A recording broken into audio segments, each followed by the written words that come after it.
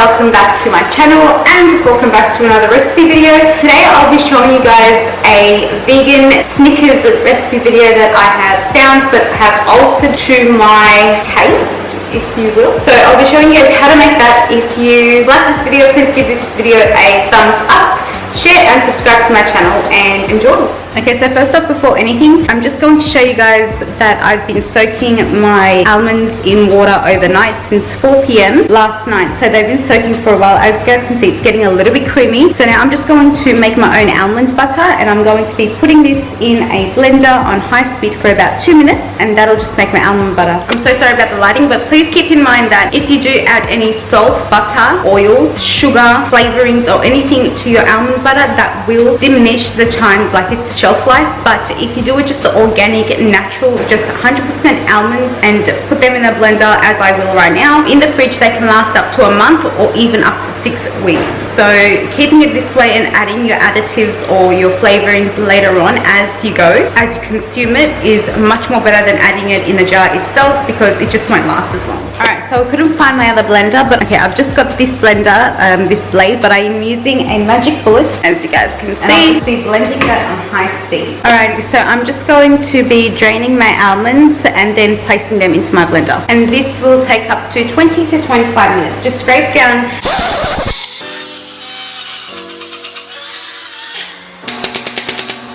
Alright, so I've had a bit of a mishap. I've tried 3 blenders. The one from Kmart, standard, it's not going to work. I threw that in the bin. As you guys saw, the NutriBullet wasn't strong enough. And then finally, I was like, nah, I'm going to do this recipe today. It has to be done. It just has to be done. And then the one that we got from Harvey Norman, I think it was the George Foreman one, worked out the best. So I'll just show you guys how I did that one. So I know I did create a bit of a mess. You are going to scrape down the sides and redo it. Like I said, this is a 25-minute process, so you've got to be patient. So we're just going to scrape down the sides,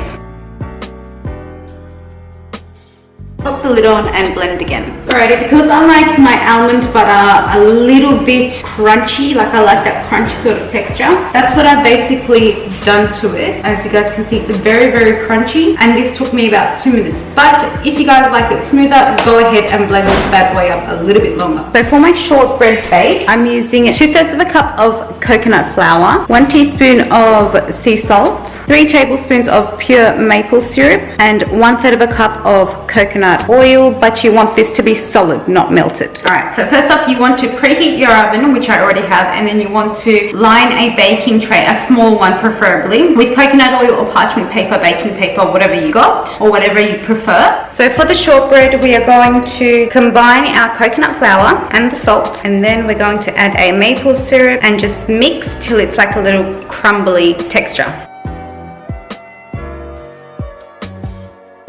Right, so that's the texture we want. After we get this texture, we're going to add our coconut oil and then just stir either with a spoon or your hands, whichever you prefer. I'd most likely use my hands later, until a dough forms. Alright, so from this moment on, I'm going to put some gloves on and use my hands.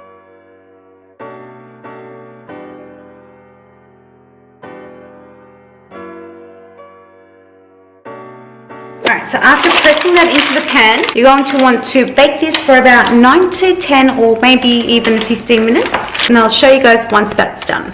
So for the filling, we're adding our almond butter, 1/3 of a cup pure maple syrup, 1/3 of a cup melted coconut oil, 1 teaspoon vanilla essence or extract, and just a tiny touch of salt.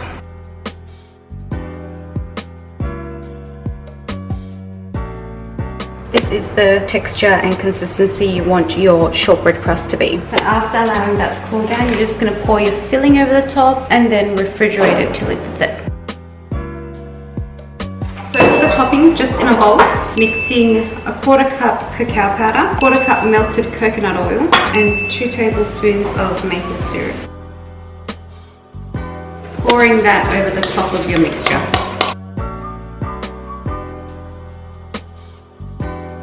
2 hours later.